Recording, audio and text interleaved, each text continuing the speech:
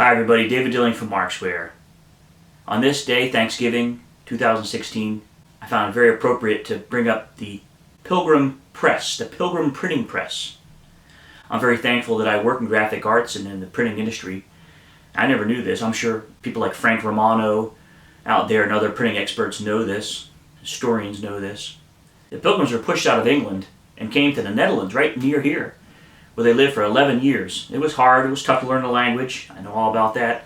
And just from Wikipedia, they got by.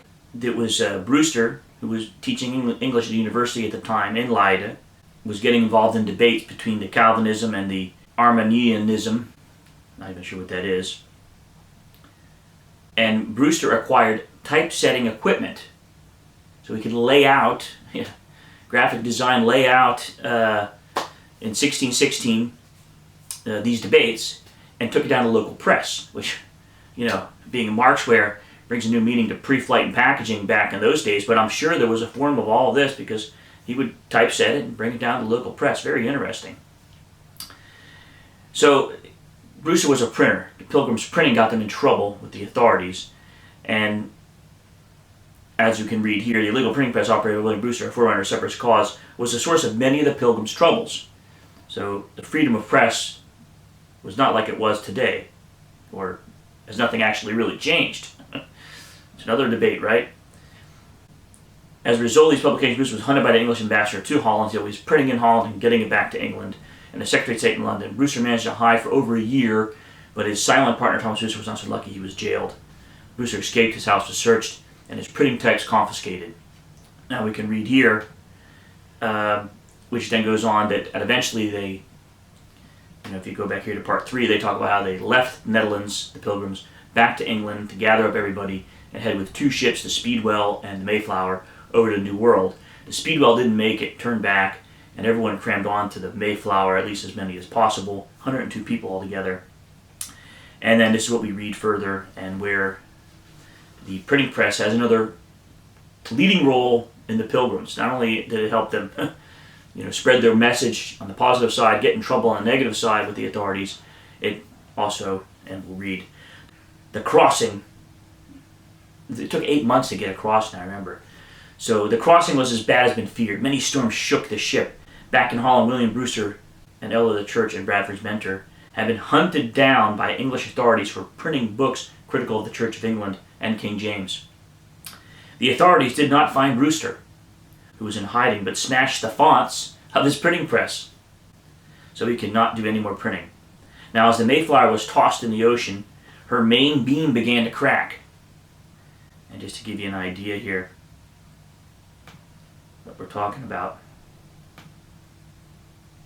this would be like the main beam, and this is similar to what the Mayflower would have looked like. I mean, they're crammed in there. Look at that. Her main beam came to crack. The giant screw from Brewster's press was fitted into position under the beam and bolstered it, keeping the ship from cracking apart.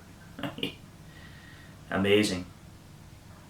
So a printing press saved the Mayflower. They were 4 months into the journey then, turning back. They would have delayed, who knows what would have happened. But the printing press then saved the Mayflower from, maybe even sinking, and they could continue off to the New World. Leiden, I'll give a link to it, which gets into many more details about the Pilgrim Press and some likely facts about the printing operation and that era and that part of history. Here's one of the printed pieces of Brewster's propaganda. And it leads me to this quote from Gutenberg. And I have to stress it, it's not really sure if this quote is accurate, but basically it's derived from this book, The Justification of Johann Gutenberg, which as a printing person, it's a great book. It's fiction, but it's like a fiction that's based on facts. The known facts of Gutenberg's life. It's like a biography of Gutenberg. Whoops. But it's a great book. And it's, like I said, based on facts about Gutenberg and fills in the gaps with fiction, what they think was likely. And this is the quote: "Religious truth is captivated in small number of little manuscripts which guard the common treasures. Instead of expanding them, let us break the seal which bind these holy things. Let us give wings to truth, that it may fly with the word. No longer prepared at vast expense, but in multitudes, everlasting by a machine which never wearies to every soul which enters life. Johannes Gutenberg. And what's maybe even more amazing is that in this day and age, in the printing press, the trials and errors that the Pilgrims went through, that Gutenberg went through, but we still have these same sort of problems. Look at Julian Assange, the WikiLeaks project. The WikiLeaks was shut down during this last election. Extremely interesting, whether you're for or against or whatever you think. The end result was WikiLeaks was, the internet connection was cut off there at the embassy in London from Ecuador, and they couldn't communicate. Their fonts were confiscated. However you want to look at it, it's a very, interesting correlation in my mind. So pretty amazing. I'm just really so thankful to be in this industry, to have been in this industry, and to work for Marksware and to work with many of you. And I love history, and this sort of ties together history with print, with graphic design, with publishing, with some of the current events. It's all about information and freedom of information. What one sees as a freedom, another sees as a threat. It's extremely interesting. And with that, I end with a quote, a Bible quote, in good times and bad. And it's about working together. So for those who are non-believers, we can all work together. That's the point.